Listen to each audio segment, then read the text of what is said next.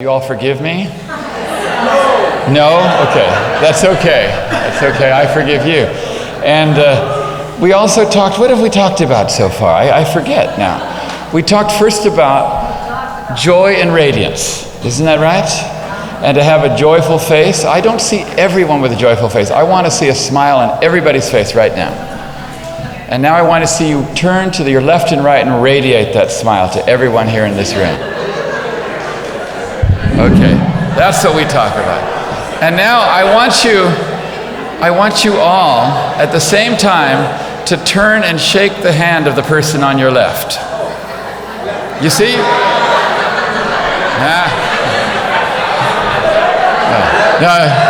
Okay. Okay, some people figured out how to do it. Okay? Because that's what Baha'u'llah said. He said, knit yourself together. Didn't he say that? He said, knit yourself together. So that was just a little test to see if you could knit yourselves together. And then this morning, we began our session on how Abdu'l-Bahá taught, how he taught the faith. How many of you, when we started discussing this, thought that perhaps maybe the way in which you have been teaching is not exactly the same way Abdu'l-Bahá has been doing so? How many? 1, 2, 3, 20, 50, 100? Yes, you see? Because sometimes we have to look very carefully. When Abdu'l-Bahá says, look at me, follow me, be as I am, we have to look very carefully at what he does. And I pointed out to you that it's always difficult when you try to do a job and you have the wrong tool. You know, I've tried this many times. I have the wrong tool and I'm trying to use a screwdriver to hammer in a nail and I just can't do it.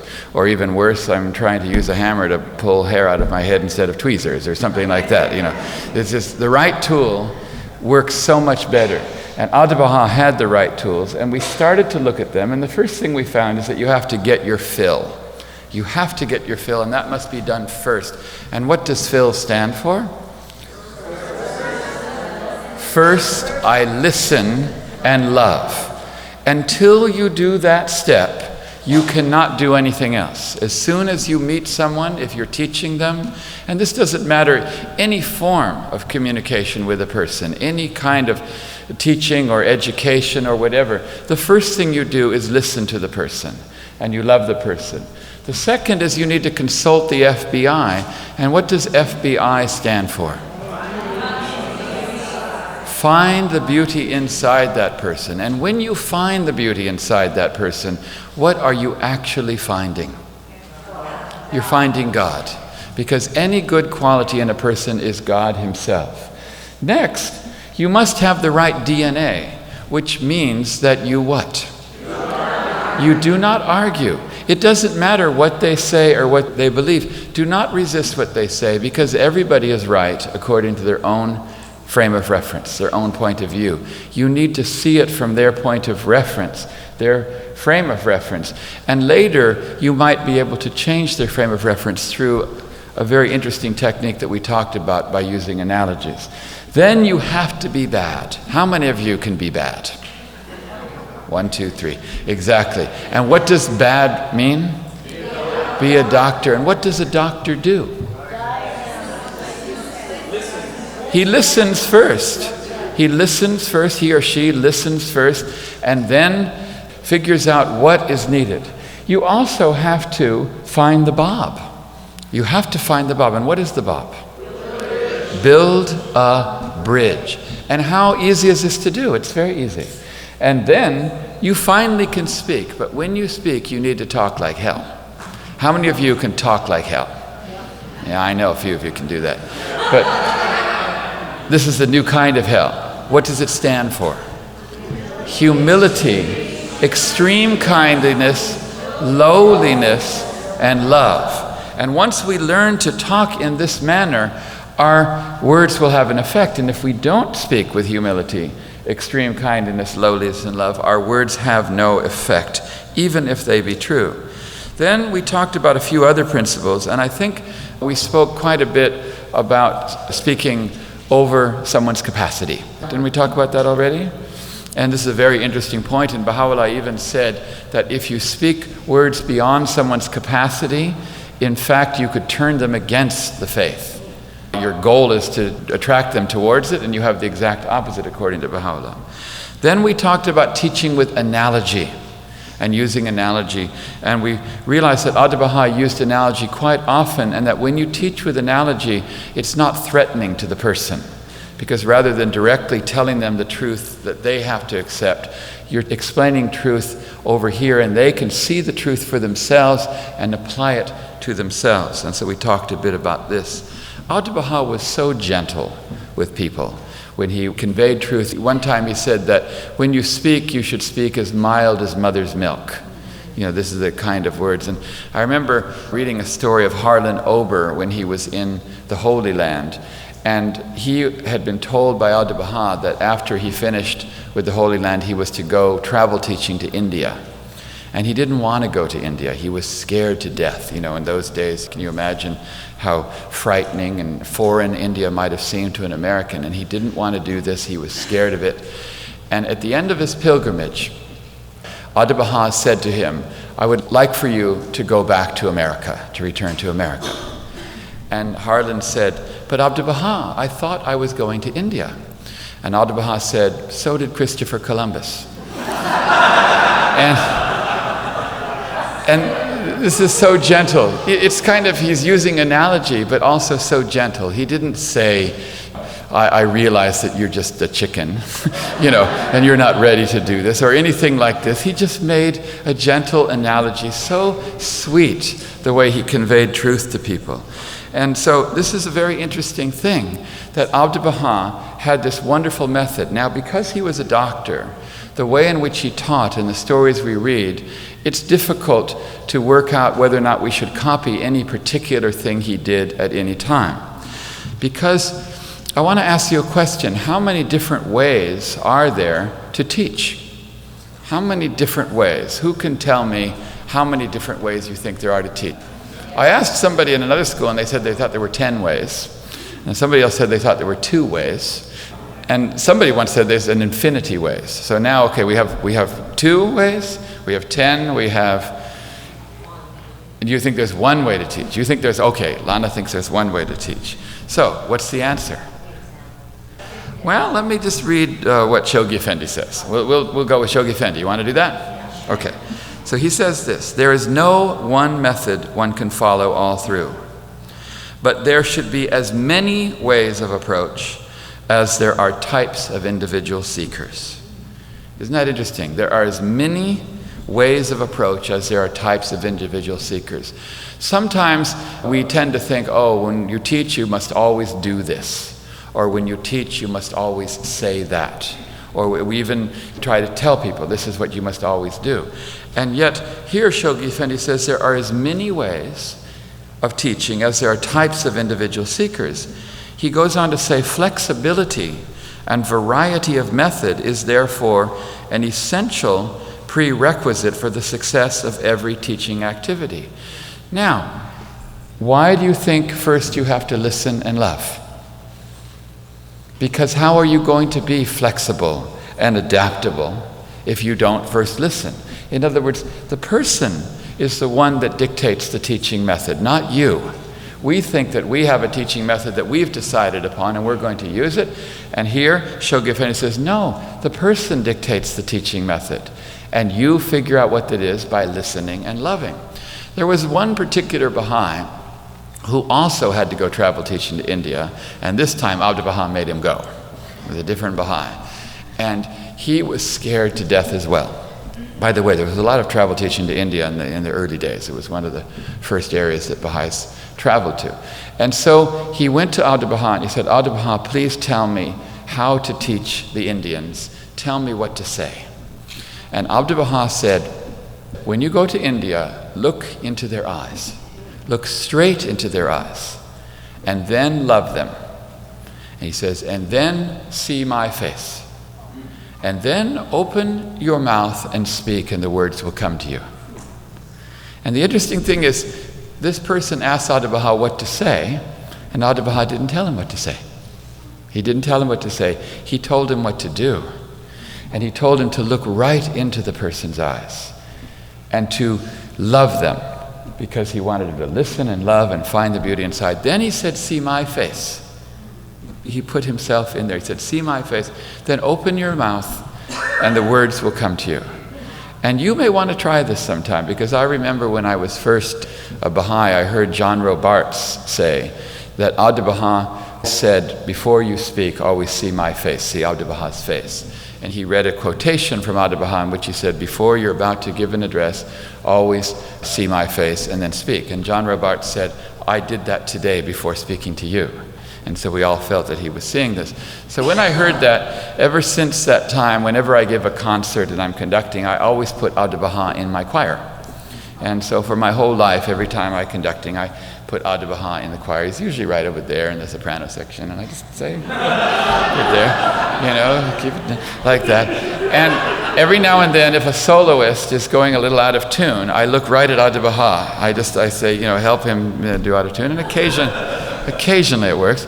But the point is that it's very calming to us, and it helps us. And I even have, I'll show you when I get to my next talk, now that I have iPads, I just put Abdu'l-Bahā's photo on the iPad. In the old days, in my notes, I had to write a little picture just with 2 eyes and stuff, which reminded me to see Abdu'l-Bahá.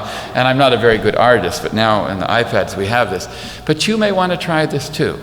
In other words, there are spiritual forces that we can draw upon, which are far more powerful than merely just memorizing things by rote. That we can become a channel, and Abdu'l-Bahá says, use me this way.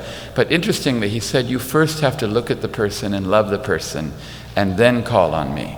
In other words, he's not just going to guide you if you're not going to do a few things. You have to put yourself in motion to listening and loving the person. Then perhaps he will be able to guide you. You know that you can't steer a car that's not in motion. If you take a car outside and it's parked and it's not moving, does the steering wheel do anything at all?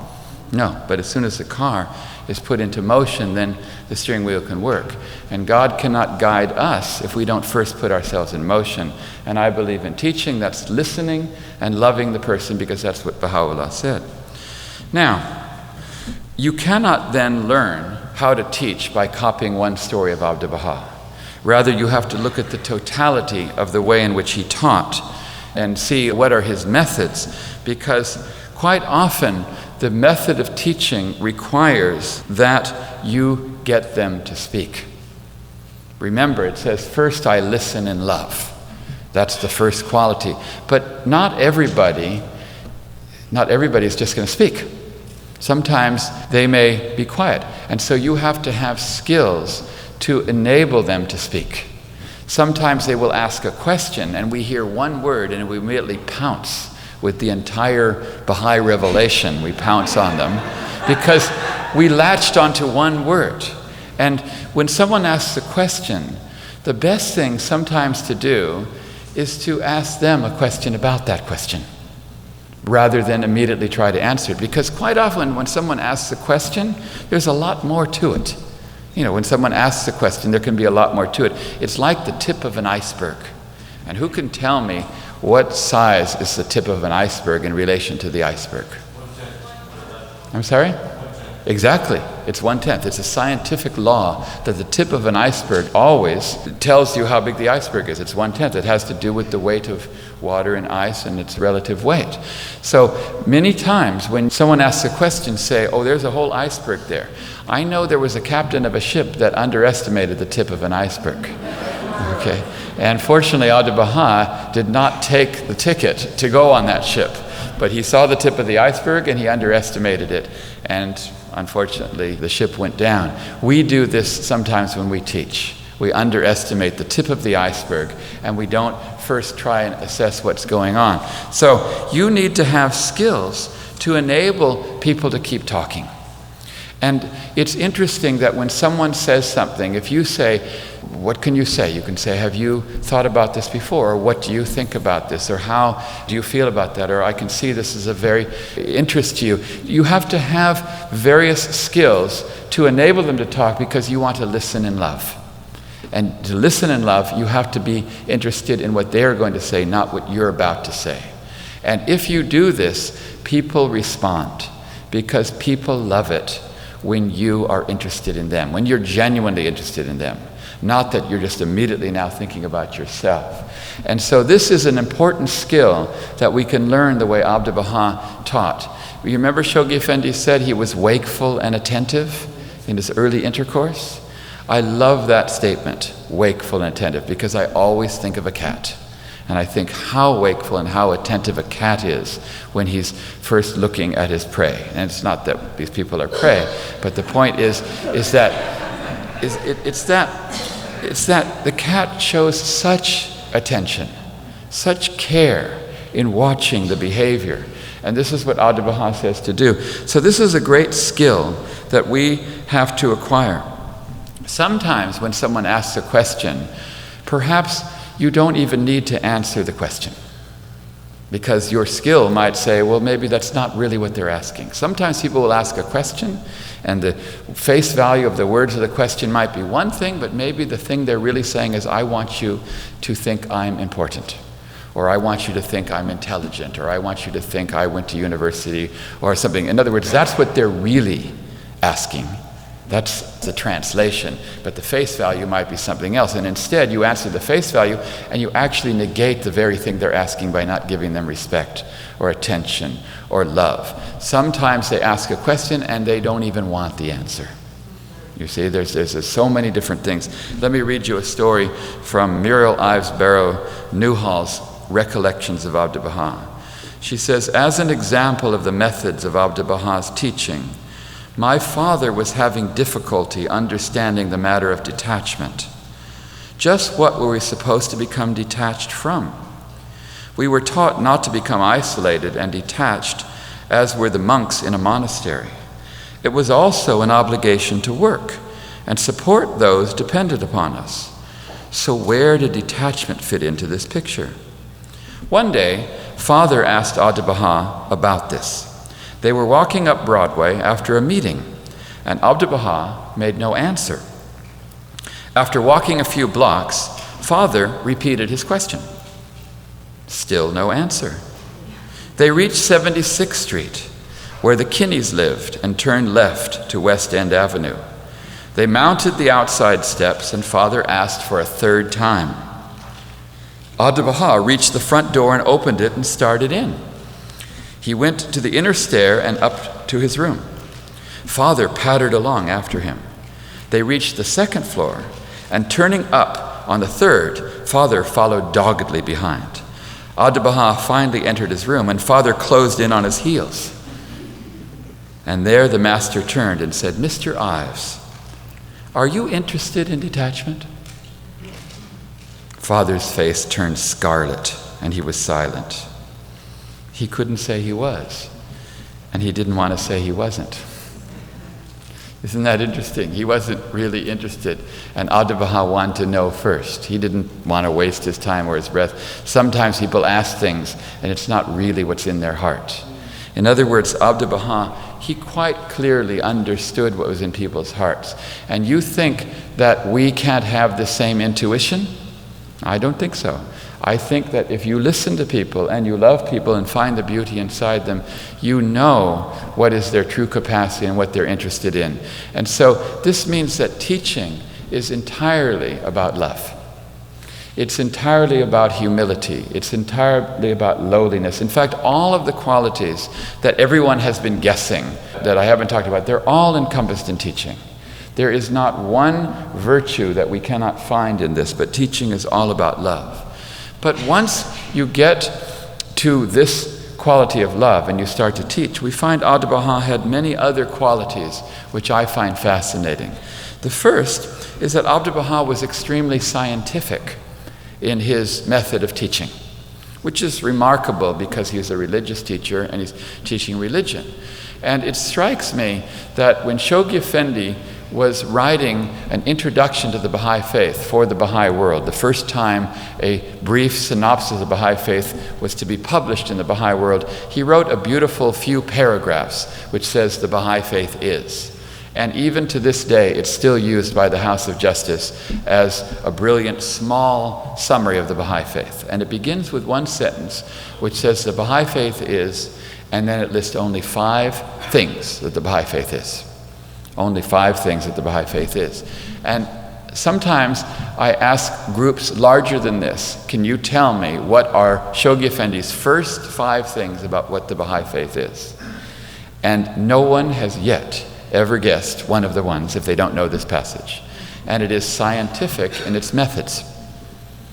If you said, okay, you want to list the 5 things that are the Baha'i faith, what are the top 5? Would you have put scientific in its methods in the first 5? Would it make your top 10? Would it make your top 20? And yet it made Shoghi Effendi's first 5. He said it's scientific in its methods. Now, what is the scientific method, and why is it that Shoghi Effendi was attracted to this quality in the faith? Scientific method means that there is a way in which truth is explored. Truth is explored in a particular way in which truth is studied, and then there's a certain method whereby we verify this truth. And one of the problems that religion has is with language. Truth is not easily conveyed because you say one word, it means one thing to one person and another to another and another person to another. And in fact, many religious arguments just end up on differences of understanding of language. Have you noticed this? Even in Baha'i meetings, sometimes we get hung up on language. We talk about, with this word, well, I think it means that, I think it means that, when in reality we should only ever be talking about what we mean. But Abdu'l-Bahá seemed to always define his terms before using them. Notice this, he always defined his terms. And he always listed things. So if he wanted to talk about love, he said there's 4 kinds of love. If he wanted to talk about unity, he said there's 7 kinds of unity. If he wanted to talk about the powers of the human soul, he says there's 5 powers of the human soul. I found so many of these that I finally made a list, and I called a list of lists. It's a list of Abdu'l-Bahā's lists. And I have dozens and dozens of them, and I keep finding them. And I find it interesting because when Abdu'l-Bahá does this, he then makes it so easy to explain what he's talking about. For example, when he says there's 3 different kinds of religion, he calls them faith, and we talked about this last year. He says there's 3 different kinds of faith.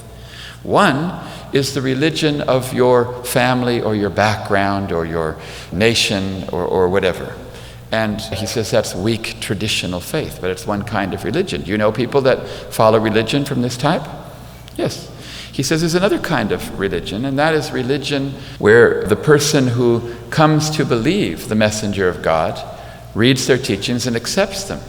He says that's good, but there's a better kind of religion, and that's the religion of practice. The religion where you actually do what the messenger said. And this is the 3rd kind of religion.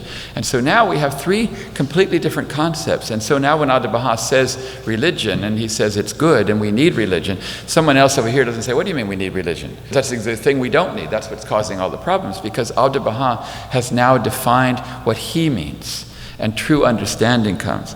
In science, we call this taxonomy. Taxonomy means that first you define the full range of the things that you're doing and make lists. And Abdu'l-Bahá was very taxonomic in his method, and all those that study science understand that this is a quality that Abdu'l-Bahá had. He didn't use words without making it clear what they meant. Study some answered questions, and you'll realize that he is the most scientific person that you could read, bar none. He just expressed things simply, so we don't understand that. But remember, Albert Einstein said, was a great scientist himself, he said, if you cannot say something simply, you don't know it well enough. And so the art of being able to say profound things simply is also a scientific principle. Now, Shoghi Effendi listed 8 qualities of Abdu'l-Bahā's teachings, the way in which he taught. He said he had 8 qualities, and let's look at these very carefully, because he says that if we want to teach, we have to do a number of things. He says first, we have to have sufficiently had individual regeneration. In other words, you first need to regenerate yourself individually, because you cannot set anything on fire if you yourself are not on fire. So he says, having attained sufficiently the individual regeneration, which we've been talking about, which he says is the essential requisite for teaching, he says, let us arise to teach his cause with righteousness, conviction, understanding, and vigor. Righteousness, conviction, understanding, and vigor. He says, let this be the paramount and most urgent duty of every Baha'i. Let us make it the dominating passion of our life. Let us scatter to the utmost corners of the earth, sacrifice our personal interests, comforts, tastes, and pleasures, mingle with the diverse kindreds and peoples of the world, familiarize ourselves with their manners, traditions, thoughts, and customs, arouse, stimulate, and maintain universal interest in the movement, and at the same time endeavor by all means in our power, by concentrated and persistent attention, to enlist the unreserved allegiance and active support of the more hopeful and receptive among our hearers. Let us, too, bear in mind the example which our beloved Master has clearly set before us. And so now Shoghi Effendi lists the qualities that Abdu'l-Bahá had while teaching. So let's look at these 8 qualities. They're quite similar to some of the 6 things here, but this is Shoghi Effendi's list, and that's mine. Okay. But anyway, let's look at this. He says, number 1, the first quality Abdu'l-Bahá had, he said, is wise and tactful in his approach. Wise and tactful in his approach. Now, what does wise mean and wisdom mean? Abdu'l-Bahá said that wisdom means that you speak according to the person's capacity and not beyond it. That's what wisdom. So in his early approach, he's wise. What does tactful mean? Yes? You choose your words carefully, and you say things that do not in any way offend the person. Wise, you don't go beyond their capacity. Tactful, you try never to offend them. So he says wise and tactful in his approach. He says, 2, wakeful and attentive in his early intercourse. And I love this, because now every time I'm teaching, I'm not thinking about what I'm going to say, I'm thinking about go into my wakeful and attentive mode. Let's all practice that right now. You're just walking down the street, la-di-da, okay, and then suddenly there's someone interested in the faith. And you go into your wakeful and attentive mode, just like a cat, okay? You go into that wakeful and attentive mode. And why are you going into that wakeful and attentive mode? Because suddenly now you are looking for what? You're looking for bridges. You're trying to diagnose. You're trying to find the beauty inside that person. That's why you're wakeful. That's why you're attentive. So that's the second quality. The third, Shoghi Effendi said, was broad and liberal in all his public utterances. And this is a fascinating statement by Shoghi Effendi, that he's pointing out that Abdu'l-Bahá had a different approach to public speaking than he did to individual teaching. He's pointing out a distinctive feature of the way in which Abdu'l-Bahá spoke to large gatherings as opposed to individuals. Why do you think Abdu'l-Bahá was different in his public speaking, according to Shoghi Effendi, than he was to the individual? Why do you think so? Who can answer that?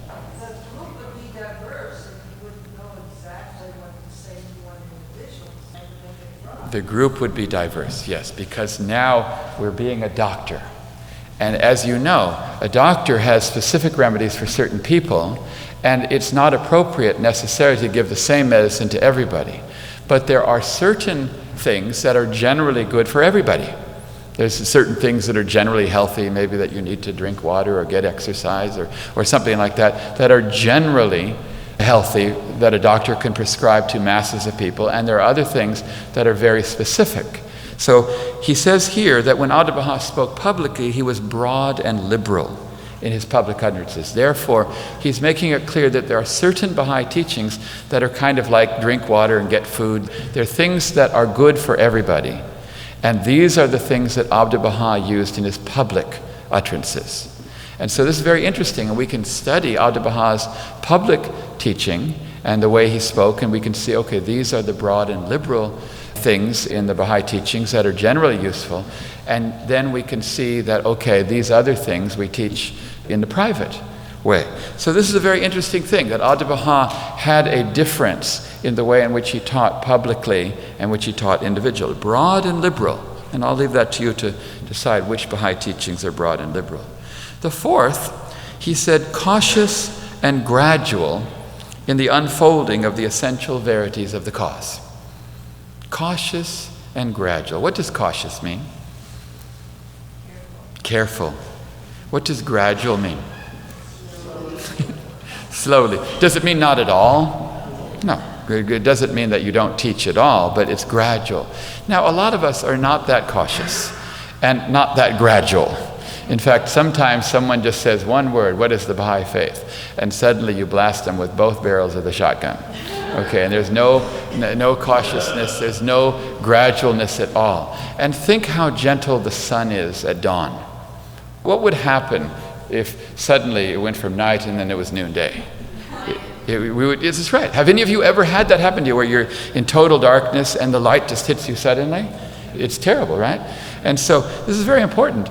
I mean, we have to be very careful. I mean, I told a story about the horse that was sick, and there was another story about a guy that was driving past some farms. Actually, it wasn't too far from here in Tennessee. And as he was driving past the farm, he noticed that there was a pig with a wooden leg. And he was very surprised. So he pulled his car over and he said to the farmer, he said, I noticed you've got a pig there with a wooden leg. And he says, well, that's the darndest pig you ever saw. He says, that's the darndest pig. He said, that pig can speak 5 languages. He sings beautifully. He's been coaching my child in school, and now he's getting straight A's. And just last night, he was on national TV on The Tonight Show performing.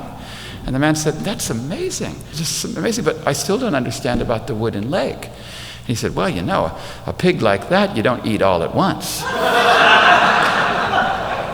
And you see, the thing is that sometimes some of us try to feed people the whole pig all at once. How many times have you seen people come up and they ask a simple question and we try to give them the whole pig? And Abdu'l-Bahá didn't. He didn't eat the pig all at once. He gradually unfolded the teachings according to their capacity. And to find somebody's capacity, you need to just give them a little bit and see how they respond to it. See how they take to it. If they're looking at their watch, or if they're yawning, or if they didn't even get it, or if they ask you a question that implies that they didn't get it, then don't keep feeding them the pig. Okay? Their capacity is all that matters. Everybody is on their own path to God. And it's not for us to decide how fast that path is to go. No, we only want to take them from where they are closer to that path. And if that takes a month, a year, a lifetime, or never at all, that's not our job. Our job is to listen and to love them. So Abdu'l-Bahá was cautious, and he was gradual in the unfoldment of the essential verities of the cause. Fifth, Shoghi Effendi says that Abdu'l-Bahá was passionate in his appeal, yet sober in argument. And I find this fascinating that Shoghi Effendi would notice this, that some people are quite passionate in the way they speak. You ever know some people like that? They're quite passionate in the way they speak, and there's all passion, and sometimes it leaves us cold, which is ironic, because we say it makes no sense, it doesn't appeal to my intellect, it doesn't. And there's other people that are sober, and they have absolutely no passion. And what does sober mean? It means serious, it means logical, and so on. And have you ever met people that are very sober in their argument but have no passion? It's no good, is it? Have you ever met people that are very passionate and have no logic and seriousness and sobriety? It's interesting, isn't it, that these are two sides of a coin, just like two wings of a bird. They need to be balanced. And Abdu'l-Bahá somehow found this. He somehow found this. I go to some Baha'i conferences where the talks are brilliant, but there's no passion at all. And I find it leaves me lacking. And sometimes I hear people that have great passion and they don't have this serious side as well. And Shoghi Effendi was drawing our attention to the fact that we as Baha'is need to be able to have both. So those of you that are leaning in the sober side, try to put a little more passion into your talk. Try to balance yourself like a female and male balances. Those of you that have a little passion, maybe you should look at a little more logic and serious and see if you can bring the balance. Most of us have one balance one way or the other. If you can find both, you will be like Abdu'l-Bahá, according to Shoghi Effendi, to be passionate in your appeal yet sober in your argument. Sixth, they said confident in tone. Abdu'l-Bahá was confident in tone. And confidence is an interesting quality because Shoghi Effendi talked over and over again about this being the essential quality of teaching. In fact, in one place he said, the Baha'i teacher should be all confidence. Therein lies the secret of his success. Because when you are confident, it's not because you're confident in your abilities. It's because you're confident that God is assisting you and that you feel this power of assistance, and the confidence comes from there. Because what does Baha'u'llah say is the source of courage? He says the source of courage and power is the promotion of the Word of God. When you teach, that's how you get courage. But sometimes we have no courage to teach. And so it becomes an endless loop that nothing happens, because we have no courage to teach, and he says, well, the way to get courage is to teach. And so confidence gives you the understanding of this cyclical process, that when you teach, God will assist you, then you have confidence, you teach more, and you feel that power. And Abdu'l-Bahá was confident in his tone. I don't like it when I hear people that aren't confident. Have you ever had people, they talk and they stand and they're nervous and they're not confident? It does not convey anything. So this is something Abdu'l-Bahá taught with, according to Shoghi Effendi. Seventh, he said Abdu'l-Bahá was unswerving in conviction. Unswerving in conviction. He had absolute conviction in what he was teaching. And eight, he said dignified in his manners, that he taught with dignity. And there are many ways that this can be interpreted. I don't want to say, this is dignified and that's not dignified, but I think some of us know when things are not so dignified. I think we understand this. So Shoghi Effendi then concludes by saying, such were the distinguishing features of our beloved's noble presentation of the cause of Baha'u'llah. And so this is why I had to include as one of the six Abdu'l-Bahā's methods of teaching. Would you agree that Abdu'l-Bahā's method of teaching has to be one of the things that we have to learn to emulate? I think that if any of us decided to go home and do these six things, that we would find our teaching would change overnight.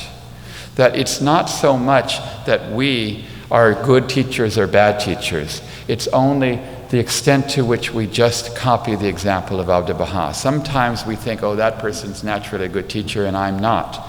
But in fact, it's only that maybe that person has a few more of these qualities or has learned to do them. But I don't think that Abdu'l-Bahá and Shoghi Effendi and Baha'u'llah would make it mandatory for everyone to teach if everyone couldn't do it. That would be so cruel, don't you think? To say everybody should teach. In fact, Baha'u'llah says, make mention of me on my earth that I may mention you in the next world and stuff, and then you can't do it? Wouldn't that be so terrible?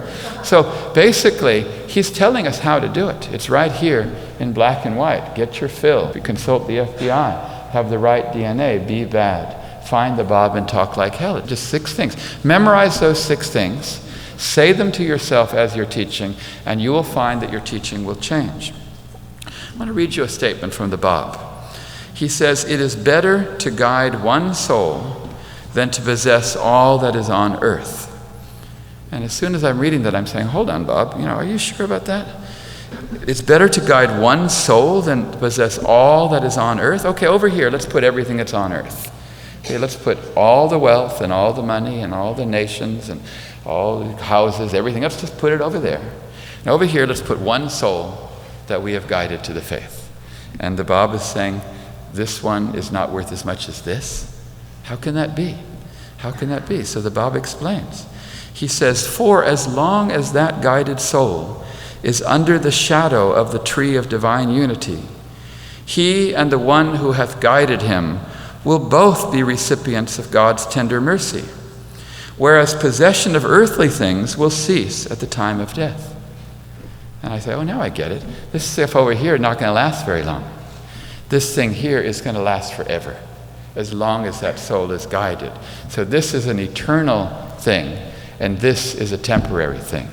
So often, we don't realize how temporary this life is. This life is so temporary. In fact, I want you to imagine you go into a doctor's office, and there's some magazines on the waiting room table. Have you ever seen those magazines on the table? It's like Golf Digest from 1982 or something. It's some ridiculous magazine.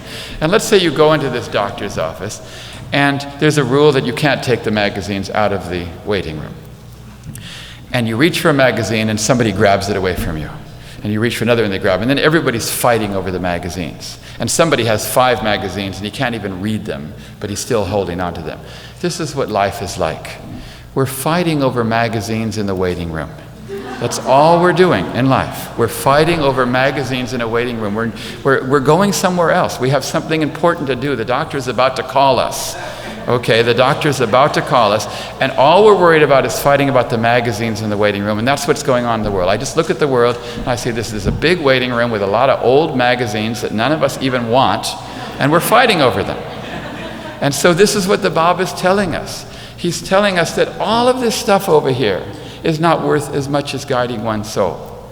And so this is a remarkable passage, and he continues to say this: the path to guidance is one of love and compassion, not of force and coercion. So now he's telling you how to do it. He says it's better to have this than to have that, and the path to it is love and compassion. Notice he didn't say the path to it is knowledge and facts and details. The path to this, to gain something that's more valuable than all possessions, is through love and compassion, not through force and coercion. This hath been God's method in the past, and shall continue to be in the future. He causeth him who he pleaseth to enter the shadow of his mercy.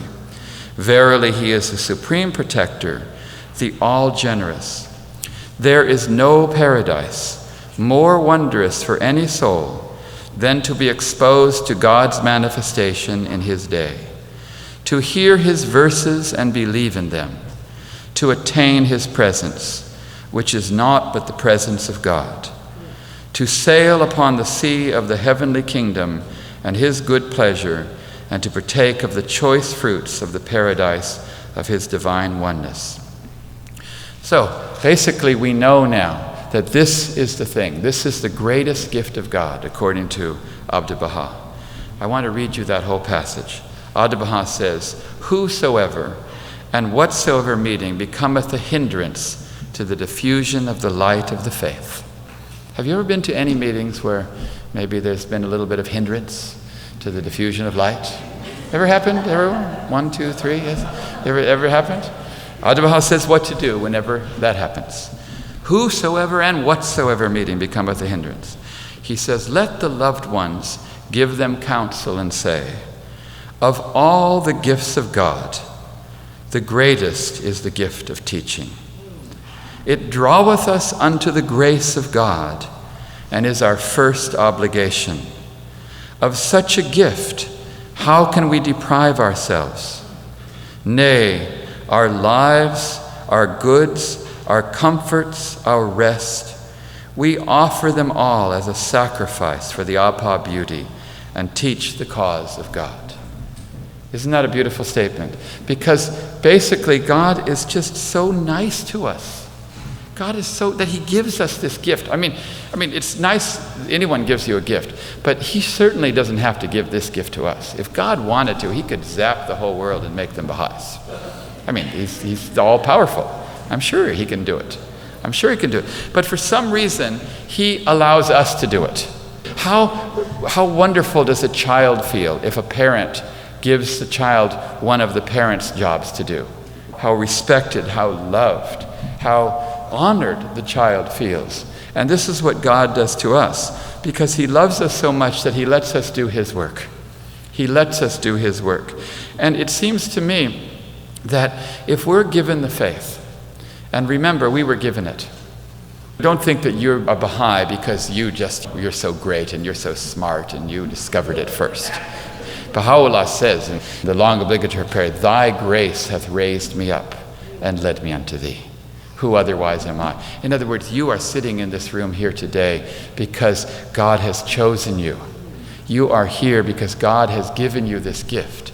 And he's given you this gift, and he says, can you please give it to some others?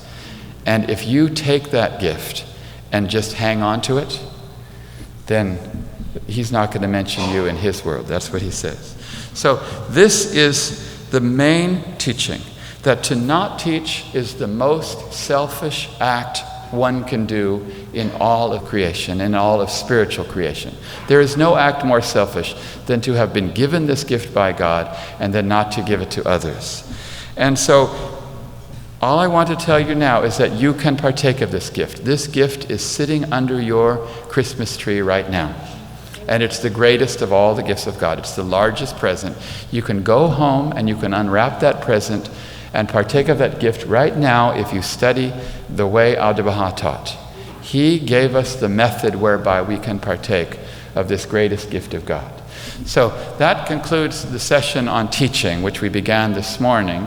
Tomorrow we're going to go on to the 6th quality of Abdu'l-Bahá. And you thought the first 5 were good, but they were nothing compared to this one. The 6th quality of Abdu'l-Bahá is, I saved it for last. It should have been the first. And I don't know if you're going to be able to guess it, but tomorrow morning you do not want to miss the 6th quality of Abdu'l-Bahá. So we'll go on to that. I hope that you enjoyed the first 5. We may have a little time left. How much time do we have? Okay, I finished quite soon because teaching was done. But yesterday people complained to me bitterly that they don't forgive me for not allowing time for discussion and questions. And I apologize for that, but there's a lot of material in this course. And so I'll give you a little bit of time now. Think very carefully because you may never get time like this again. And if there's anything I've said, first about joy and radiance, secondly about seeing only the good in people, thirdly about forgiveness, fourth about unity, and now 5th about teaching, specifically Abdu'l-Bahā's teaching. If there's those things you would like me to clarify or discuss right now, please raise your hand. Yes? So I'd like to know exactly when we're talking about teaching, what we're talking about in teaching is not to necessarily convert. First of all, everybody is in God's hands. All we are trying to do is become on fire ourselves and to share that fire with others and ignite it in other people. To what extent we're able to do that, Baha'u'llah says, leave them unto themselves. Whosoever desireth, let him turn aside from this counsel, and whosoever desireth, let him choose the path to his Lord. I like to think of it like this. The Universal House of Justice member, Hugh Chance, said that he found that he was never successful in teaching as long as he was trying to make Baha'is. And then suddenly he found he was successful when he tried to find Baha'is. He said this subtle shift in mental attitude, that teaching has nothing to do with converting people, it has to do with finding people, finding souls that are ready and waiting for this. And so teaching is the act of searching for people that have a common interest, that are attracted to this, not trying to beat your head against the wall with people that are not there, trying to find Baha'is. So you go out and you engage people in meaningful, distinctive conversation about important things to the world. And many people, they only want to talk about shoes and movie stars and all kinds of things. That's fine. And then someone, they eat it up. Just like someone that's dying of thirst and you have some water and they drink it. And then you have found a Baha'i. And then teaching is the act of love, the act of joy, the act of sharing your love for the faith with that person. Now the House of Justice has so blessed us because they understand that teaching is not just about converting and facts. It's about enjoying and sharing the love of service and doing something in the world. So they have created an entire new system whereby we can not invite people to become Baha'is, but to invite them to start serving humanity in our core activities, in our studying classes, or invite them to start worshiping God in a regular way in devotional gatherings. So teaching has nothing to do with trying to convert people or coerce people or get them to think something that you'd have. No, it's the act of finding those people that are attracted to life. They're attracted to life just like soil is attracted to the plant. And you find them, and now the House of Justice has given us this entire mechanism whereby we can partake of this greatest gift of God. This is why we have to be so grateful to the House of Justice for giving us the 5-year plan, for giving us the means whereby we can enjoy this greatest gift of God. And so I would say absolutely teaching has nothing to do with trying to convert people. We don't convert anyone. All we do is we bark like dogs. That's all. You're laughing when you say bark like dogs, but the reason I say that is that there was a great teacher of the cause. His name was Harullah, and he came over to America, and he was a fantastic teacher. And he came to Philadelphia. He converted hundreds of people in the 1890s. You go to Philadelphia now and you can't even do that. Okay, and he was able to, and he went to Washington, D.C., and he went to Chicago. He was a remarkable teacher. The power of God flowed through him. And then he got this idea that maybe it was because of his own work that he was doing it. And so he told Abdu'l-Bahá, you take the East and I'll take the West. Because he felt that this was his faith. And Abdu'l-Bahá, he dispatched another teacher to America. His name was Mirza Abu Fazl. He sent him to America. And you would have thought, well, how could it possibly be? Every single American Baha'i became a Baha'i through this Karula. He's the only contact. Abdu'l-Bahá is there in prison. He can't come across. What are we going to do? So Mirza Abu Fazl, who was the most humble man you have ever met. Go and read any story of him and he'll make you cry, because he had greater intellectual power than anyone in the faith, and yet he had greater humility. So he comes over to America and he says to the believers, he says, I want you to imagine you're in a desert at night and it's totally dark and there's clouds and you cannot see anything in the sky. You cannot even see the hand in front of you. It's completely dark and you're in the desert at night and you don't know where to go. And he says, suddenly you hear in the far distance a dog barking. And so you go closer to the dog barking just by the sound. And you get closer and closer, the dog barking gets louder. And then as you get very close to the dog, you see behind the dog, you see the whole city, the city lights. And he says, at that point, you don't need the dog anymore. You can see the city yourself and you can go. And he said that me, Mirza Abu Fazl, and Karula are nothing but barking dogs. We're just barking dogs. Everybody has the capacity to see the truth for themselves. We're just barking dogs. And that's all that teaching is. It's just the barking of dogs. Yes? I'm saying this, Tom, with all humility and some of your sense of humor. There's 200 people in this room or so. Tell us how we take the step to just take the action. See what I'm saying? Yes, yes. What did Shoghi Effendi say? He said to act, to persevere. To act and to persevere is to achieve ultimate victory. Yes, that's what Shoghi Effendi said in one of his. In other words, these are the two essential qualities that we're talking about. First is action, and second is perseverance. These two go hand in hand. In other words, Abdu'l-Bahá said that all things are achieved kam kam, ruz be ruz. That means little by little, day by day. But Abdu'l-Bahá made it very clear that if you do not do it daily, the dailiness is the essential component of it. If you do not do it daily, then you will not achieve things. Shoghi Effendi said that life is like rowing upstream, he said.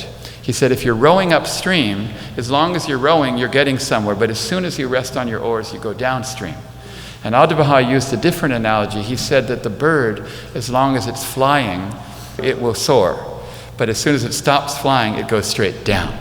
So this is why Shoghi Effendi used the term persevere, to both act and to persevere in your action. These two things are all that you need, according to Shoghi Effendi. He didn't say any more. He just said to act and to persevere, and you'll achieve ultimate victory. You have this in the palm of your hand today. You act today upon these things. And tomorrow, you persevere and you do it again. And the next day you persevere and you do it again. It's just the mere combination of action and perseverance that leads to achievement. This is true in all fields of endeavor in life, not just in the faith and in teaching. In any field of endeavor, it's the mere combination, the interplay of action and perseverance. That Shoghi Effendi was so brilliant to put that in just 2 words: act, persevere. And I'm sorry that I didn't mention that if I didn't. I hope you'll forgive me. Okay. I hope, yes, back here. Okay, well, better late than never. But I thank you so much for sharing that, because I feel the same thing even right now, even if I'm saying these things. I look at Abdu'l-Bahá and I say, oh my gosh, this has been staring me in the face all my life. And I didn't realize that I'm doing these things. It's quite interesting. Sometimes you realize that you're doing something and you just keep repeating the same thing over and over again. What do they say? The definition of an insanity is that you keep doing the same thing and expecting a different result. Well, perhaps if you're not getting the results that you would like in your teaching, maybe you should stop doing whatever you're doing and do something else. And since you're going to do something else, how about doing the something else that we see here that Abdu'l-Bahá was doing? I find this interesting in relation to singing, that many people are very self-conscious about their singing. And they'll come up to me and they say, oh, somebody once told me 20 years ago that I sang bad, and I've never sung ever since because I was hurt by it. And I'm thinking this is very interesting because it's very easy to change the way you sing. And so in my singing classes, the first thing I do is I make people make sounds of everything they can make. They have to imitate a horse or a chicken or a dog or a cow or something like that. And they realize that there's many different ways to produce tone. And then I tell them, okay, now you have to impersonate famous singers. And I give them really strange singers like Elvis Presley and Willie Nelson and people that, I give them Dash Crofts, and stuff like that. And they all come back and they impersonate the way these people, and they sound exactly like it. And I say, well, isn't it interesting that you have the ability to change the way you sing in all kinds of different ways, and yet every time you sing, you always sing the same way, and you hate the way you sing. And then finally the penny drops and you say, oh, I see, yes, change is possible. I have it within me. And this is interesting because Abdu'l-Bahá, he was once asked, how do you become noble? And he said, imagine what a noble person is like. Imagine what a noble person acts like. And then just behave in that manner. And then you will suddenly find that you are noble. And when I first read this, I said, Abdu'l-Bahá, are you telling me to fake it? Is that what you're telling me? It's kind of like, George Burns said, he said, in show business, the most important quality is sincerity. Once you learn to fake that, you've got it made. And so I thought maybe that's what Abdu'l-Bahá was saying to do, that just to fake nobility. And then I thought about it, though, and I realized that no, you are truly noble. Baha'u'llah says, He's created you noble. Noble have I created you. So you're not faking it. You're just bringing out your own higher nature. You're just doing something that is in your nature, and then you realize you have it. And I think all of us, when we read these things, we realize we do have these abilities to listen to people. We have the ability to love people. We have the ability to find bridges that we can build with people. We just don't realize that we can do it. And so I'm glad you mentioned that. Thank you very much. You had courage to say this. Everyone else could have probably said the same thing that you just said. So thank you very much for sharing that with us. Someone else? Then consult with the FBI and then write DNA. That falls into the play. Sure, and your motive should always be that you're loving the person. If love is your goal towards everyone, your motive will always be pure. And furthermore, do not feel that you have to make everyone a Baha'i. Always think, I'm only trying to find Baha'is. There's plenty of people out there. Shoghi Effendi said there are waiting souls in every city. So that's all you do. And you can also pray that God will guide you to those people. Pray that God... We read all these remarkable stories in the faith, how May Bowles was in Paris and then Abdu'l-Bahá told her to stay, and then suddenly, miraculously, Thomas Breakwell came to her. You read all these stories about these remarkable things that it appears like a miracle. And we think, isn't that remarkable for them? And we don't think, well, can we also be recipients of these kind of miracles ourselves? That is it not possible? Were they just in tune with this spirit of service and they attracted these divine blessings, and are they not also available to us? Or maybe they're happening to us and the Thomas Breakwells are passing us by and we're not even in tune with that. This is something that we need to think about too. Over here there was one, yes. Mm-hmm. We just accept the word of Baha'u'llah to the people and we pray for them, then transformation comes from the God, not from us. Well, let's get something even clearer than that, because I really like what you say. First of all, Baha'u'llah didn't come so that people could label themselves Baha'is. That's not the reason why he came. He came so that the world would change, that people would transform, that people would serve humanity. Someone is far more a Baha'i if they're serving humanity than they are if they're wearing a Baha'i ring or attending meetings or whatever. This is the only thing that makes someone a Baha'i. In fact, Abdu'l-Bahá said, someone who has never even heard of Baha'u'llah but is acting according to his teachings is already a Baha'i. And someone could have called himself a Baha'i for 50 years, but if they don't act according to the teachings, they're not a Baha'i. And then he added, he said, an ugly man can call himself handsome, but he fools nobody. And immediately I was upset for two reasons now. Just in one sentence, I said, thanks a lot, Abdu'l-Bahá. You know, it was just like he wrote that for me. And so the point is that we're not trying to make people become a Baha'i and label themselves. This is why the Ruhi Institutes is so brilliant. We're trying to get people to serve humanity. Forget about labeling yourself Baha'i or not. If you are serving humanity, if you are causing the progress of human civilization, that's all we want. Join us in that. If you want to label yourself a Baha'i or not, that doesn't matter to us, because we've got plenty of people that label themselves Baha'is. And it doesn't necessarily change the world. The only thing that changes the world is service. And this is the thing that we're calling people to. We're not converting people to the faith. We're converting people to service and transformation. This is why we need to not underestimate this process that the House of Justice says has unlimited potentialities. Yes. Yes. I just want to quickly share a quote that just changed my whole perspective on teaching and how I see teaching taking place from other people and how I perceive the way that I should be teaching. And the quote is that the sole purpose of all manifestations of God is that hearts might come to know each other and souls become intimate. Mm-hmm. That's the purpose. That's the purpose. To knit yourselves together. I loved it when you tried to knit yourselves together. I said, shake the hand of everyone on your left. Okay, I want you all to do that again and see if we can learn. There's a way to do it. See, now you're knitted together.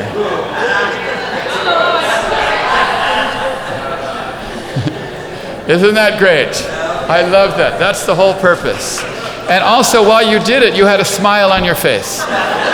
So, thank you all very much. Tomorrow we have the 6th attribute of Abdu'l-Bahá.